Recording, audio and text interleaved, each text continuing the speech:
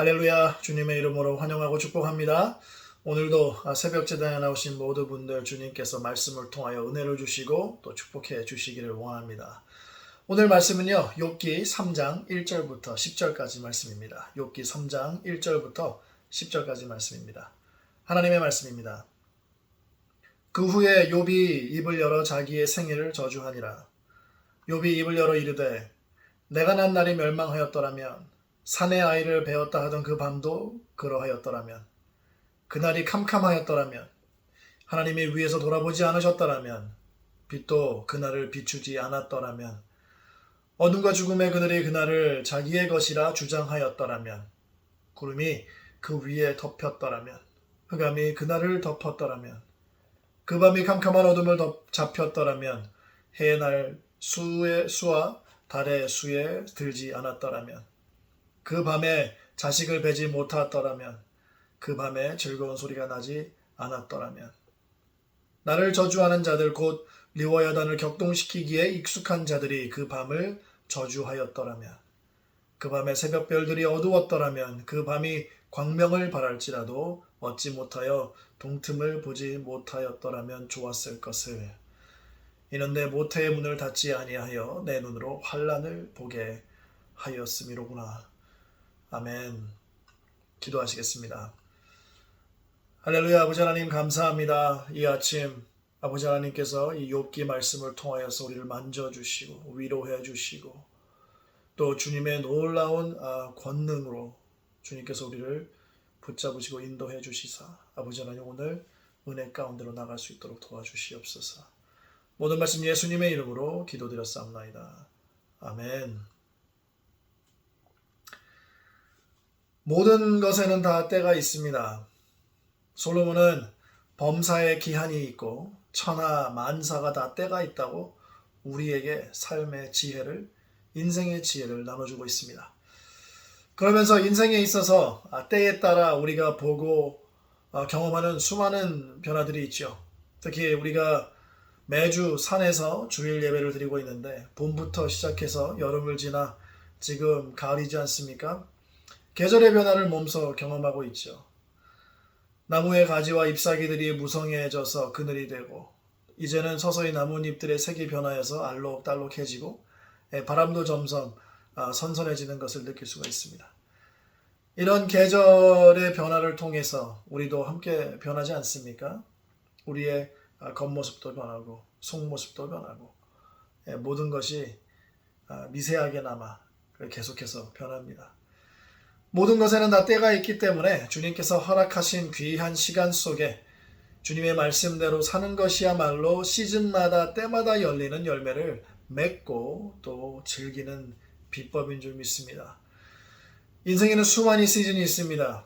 이 수많은 시즌 가운데 솔로몬은 태어날 때와 죽을 때를 첫 번째로 꼽아서 우리에게 말해주고 있습니다.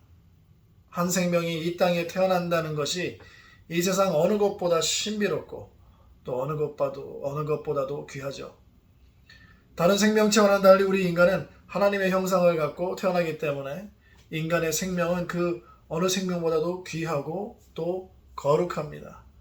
그렇기 때문에 한 생명이 이 땅에서의 시즌을 마감하고 죽음을 맞이할 때 그 사람을 사랑했던 많은 사람들이 참 슬퍼하고 힘들어하고 또 위로를 주고 받는 것이죠.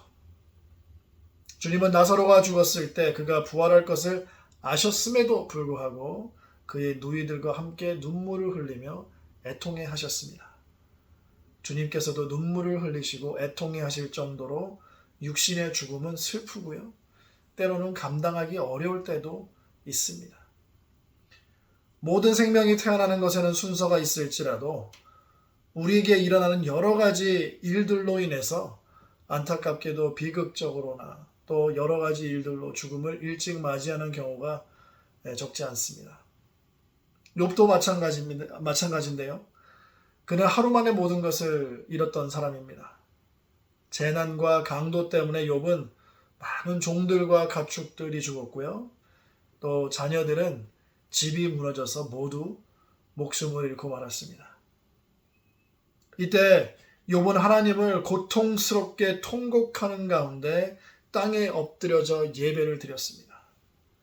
내가 모태에서 알몸으로 나왔은즉 또한 알몸이 그리로 돌아올지라.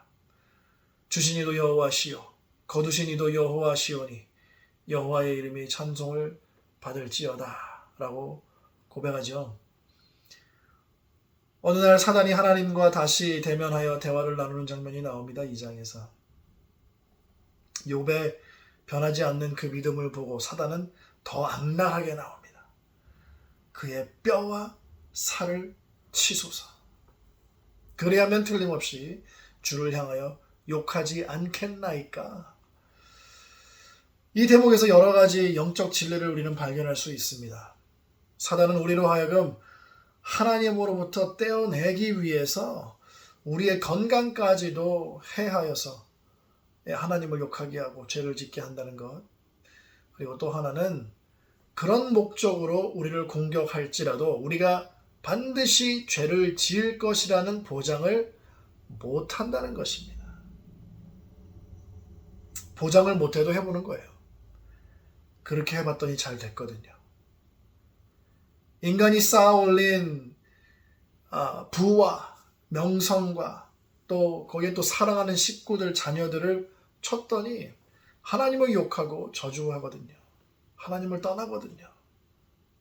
이게 잘 되거든요. 그래서 또 이제 건강을 또 아주 안 좋게 만들어 버렸더니 또 하나님을 떠나거든요. 이 사단에게는 아주 좋은 방법들인 거예요. 사람을 힘들게 하고 또 누군가를 사랑한 사람들을 떼어내거나 내가 지금까지 쌓아올린 것들을 다 무너져 버리게 하면은 그들의 신뢰와 믿음도 무너져 버리고 하나님으로부터 멀어졌다 라는 것을 사단이 알았던 것이죠.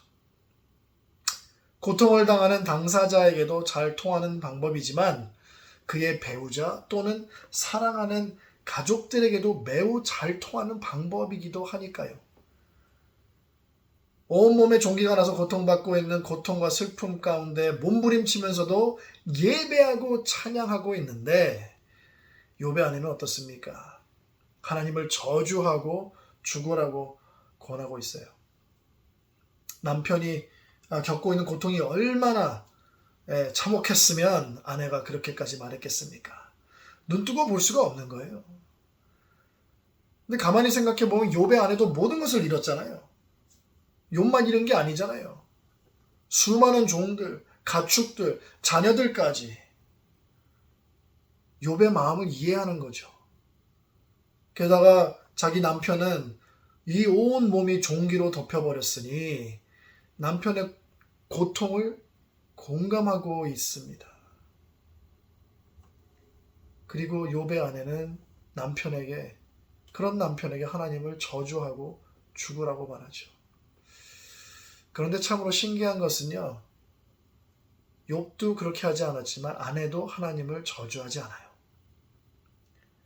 이렇게 하나님을 저주하고 싶은 마음이 들 정도로 힘들고 버거울 때 옆에 있는 배우자가 얼마나 중요합니까?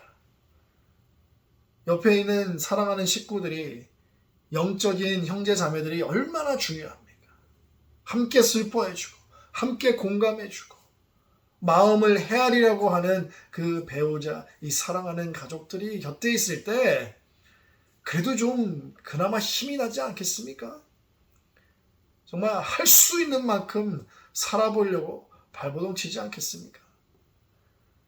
이런 상황 가운데서도 하나님을 찬양하던 욥이 자기가 태어난 날을 저주합니다. 얼마나 힘들었으면 그랬겠습니까?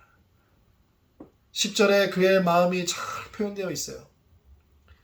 내 모태의 문을 닫지 아니하여 내 눈으로 환난을 보게 하였음이로구나. 연세가 지긋하신 우리 부모님들의 임종을 지키는 것도 많이 많이 슬프고 또 마음이 이렇게 미어지고 찢어지는데 10명의 자녀가 하루에 다 죽었으니 자기가 태어났기 때문에 보게 된 것이어서 자기 자신의 삶을, 자기 자신의 생일을 저주하고 있는 것이죠. 안 태어났으면 안 봤을 거 아닙니까? 이런 마음이 들 수 있습니다. 왜 안 그렇겠습니까? 욥이 대놓고 직접적으로 하나님께 욕은 하진 않았지만 욥의 고백의 이면에는 자기를 창조하여 이 땅에 태어나게 하신 하나님을 원망하는 거죠. 왜 나를 태어나게 하셨고 또 이 어려움을, 이 고난을, 환난을 보게 하십니까? 그것뿐만 아니라 자기가 태어난 날 하나님께서 세상을 운행하셨던 방법에 대해서도 탄식을 하고 또 원망을 합니다. 이런 욥의 눈물 젖은 고백은요, 우리 인간의 연약함과 하나님의 절대적 권위를 보여주고 있습니다. 하나님의 뜻이 무엇인지, 하나님의 섭리가 무엇인지 이해가 안 갈 때가 참 많죠. 답도 잘 모르겠고요. 정말 많이 아프고 고통스럽고 정말 이 자기의 생애를 저주할 정도로 마음이 찢어지고 아플 때, 어떻게 해야 될지 답을 못 찾을 때 하나님의 절대적인 권위를 인정하는 것이 중요합니다. 왜냐하면 우리의 생명은 오직 하나님의 권한이 있기 때문에 그렇습니다. 사단에게 모든 것을 허락하셨어도 생명만은 건드리지 못하게 하셨거든요. 그것은 하나님의 것이잖아요. 욥의 믿을 하나님께서는 확신하셨습니다. 욥의 믿음을 확신했던 하나님이시기에 사단에게 이런 환난을 허락하셨던 것이지요. 우리의 믿음을 확신하시고 어려움과 고난을 허락하실 수 있습니다. 그때 욥의 아내처럼 함께 공감해주고 위로해주고 때로는 대신 원망해주는 사람이 곁에 있다는 것이 참 감사합니다. 욥이 괴로움 가운데 있을 때 그의 곁에는 아내가 있었고 모든 환난이 끝나고 갑절의 축복을 받을 때도 아내가 그의 곁에 있었던 걸 보면 이 아내가 비록 그렇게 말을 했어도 하나님 앞에 죄를 안 지었던 것 같아요. 사랑하는 성도 여러분, 우리 주위에 욥처럼 자기의 생애를 저주할 정도로 힘들고 괴로움에 처한 사람들이 혹시 있습니까? 그들 곁에서 함께 공감해주고 슬퍼해주고 보듬해주세요.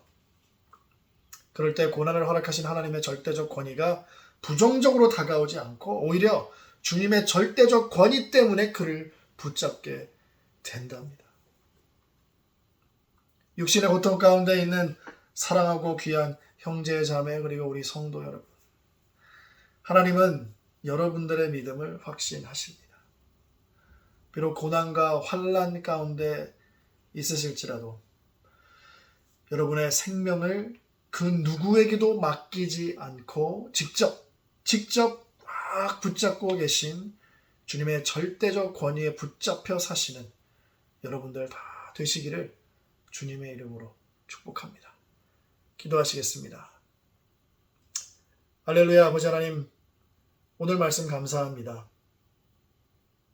아버지 하나님, 욥은 정말 큰 어려움에 큰 고통 가운데 처해 있습니다. 그럼에도 그는 주님을 저주하지 않았고 주님으로부터 멀어지지 않았고 주님을 신뢰하는 것을 멈추지 않았습니다. 그 안에 자기의 생애를 저주하고 또 주님을 원망하는 그런 마음도 있었습니다. 아버지 하나님, 우리 교회 안에 우리 성도들 가운데 육신의 고통과 아픔과 환난과 고난을 처해 있는 형제 자매들이 있습니다.